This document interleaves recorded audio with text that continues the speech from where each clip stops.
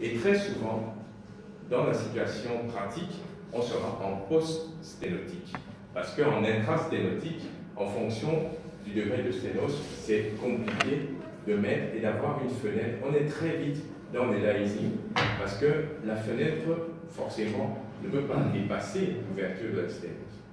Donc, en général, on préfère se mettre juste en post-sténotique et on a le même profil. Enfin, dans ces circonstances, il y a une modification de la sonorité des pulsations avec un sifflement vers la fin. Comme ça, et qui montre qu'il y a une accélération. Et tout ça, ce sont des éléments dont vous devez avoir conscience et connaissance. Donc, je récapitule, rétrécissement artériel inférieur à 30% de réduction du diamètre, on n'a pas de modification du spectrodoppler. Ça veut dire qu'il y a une compensation pariétale qui est suffisante. Plus de 30%, on a des signes directs, mineurs ou absents. À partir de 60 à 70%, c'est une accélération franche. Et la présence des turbulences, les signes indirects vont apparaître. Les signes indirects, en fait, ce sont des signes que vous avez captés en dehors du site de la sténose. Donc, si vous mettez soit en aval, soit en amont, vous allez avoir des perturbations. On va les voir un petit peu plus loin.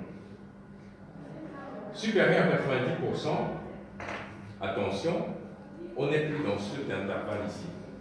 Les perturbations qu'on a vues ici, ce ne sont plus les mêmes qu'on va voir.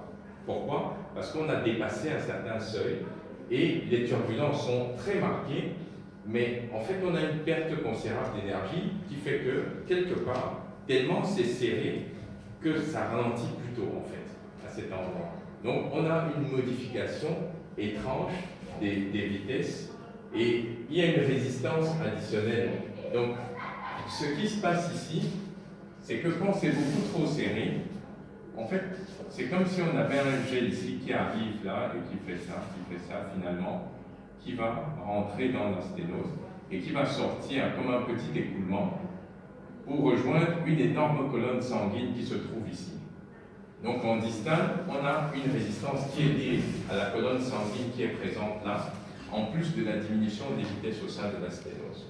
Donc, comme vous allez le voir juste après, les modifications d'accélération et tout ça vont chuter.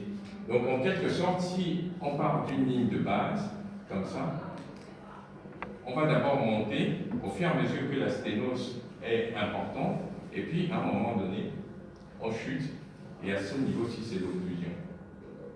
Sténose, occlusion.